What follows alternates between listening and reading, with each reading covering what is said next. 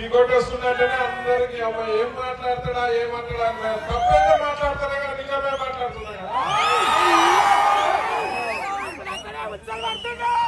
కదా నా కొడుకు వచ్చేస్తే నాతోటి దొంగ పాస్టర్ 90% దొంగ పాస్టర్లే ఉన్నాడు.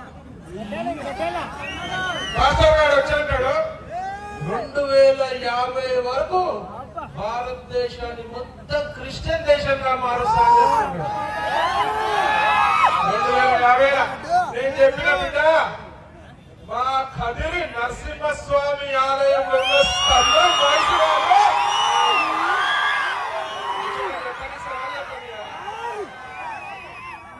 మొత్తం చెప్పినాక దాయి పెట్టండి. మా కదిరి నరసింహస్వామి ఆలయంలో ఉన్న స్తంభం వయసు కాదు నీ మతంది.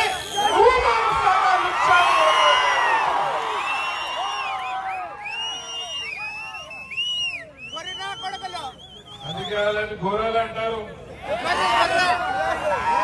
ఇంకోరు ఏమంటుంటే జగన్ ఈ కొడుకులకి దమాక్ మోకాళ్ళలో కానీ కానీ అరికాళ్ళలో కానీ నేను మొత్తం తెలిసిపోతున్నది. లేదు అరికాళ్ళలో ఉన్నది. ఇలా హిందుత్వాన్ని కాపాడుకోవాల్సిన బాధ్యత ప్రతి ఒక్క సోదరుడిపై ఉన్నది.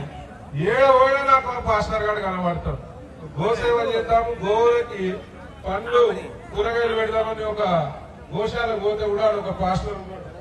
వాడు ఏమంటాడంటే అన్న గోవుని పూజ చేస్తున్నారు, మరి గోవు ఒక జంతువే కదా, మరి కుక్కని ఎందుకు పూజ చేయరు, కుక్క కూడా జంతువు అని అడిగిందన్నాడు.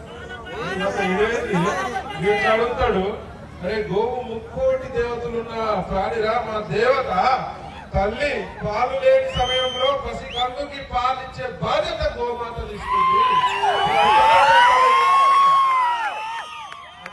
కరెక్ట్ కాదన్నా అన్నాడు. సరే బిడ్డ నీకు చికోటి స్టైల్లో జవాబు చెప్తా.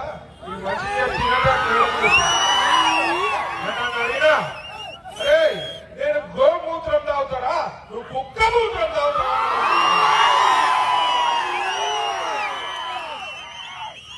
నేను గోవు పెండతోటి నా ఇల్లంతా అలుగుతారా, మరి నువ్వు కుక్క దాంతో అడుగుతారా? లుచ్చానా కొడుతా. మరి నేను గోవు పాలు తాగుతా, నువ్వు కుక్క పాలు తాగుతావా? నోరు మూసుకున్నాడు. ఇలా ప్రతి చోట హిందువులకి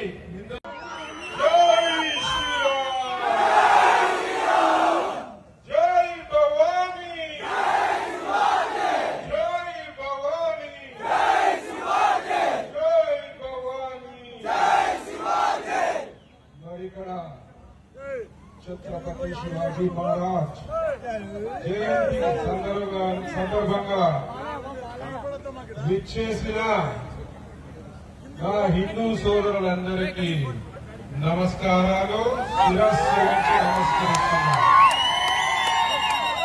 అలాగే విచ్చేసిన మా సోదరి వాళ్ళందరికీ కూడా నమస్కారం. నాకు ఇవాళ ఇక్కడ చూస్తుంటే ఒక్కొక్కరు చూస్తుంటే వీర శివాజీ కనబడుతుంది. నా సోదరి మండలాలు నిలబడితే ఝాన్సీ లక్ష్మీబాయి కనబడుతుంది. ఇక్కడ ఉన్న బ్రాహ్మణులకు కూడా ఉచ్చబడుతుంది.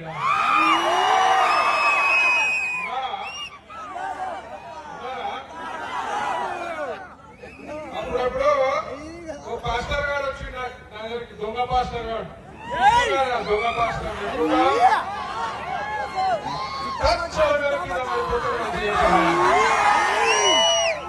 టచ్ అంటే గుడ్డ ఆమె కళ్ళు తెరిచి నడుస్తుంది. టచ్ అనగానే గుడ్డోడు లేచి ఉరకబడుతున్నాడు. ఇదేం టచ్ నాయనా? ఈ దొంగ పాస్టర్లు చర్చిలలో ఉండవు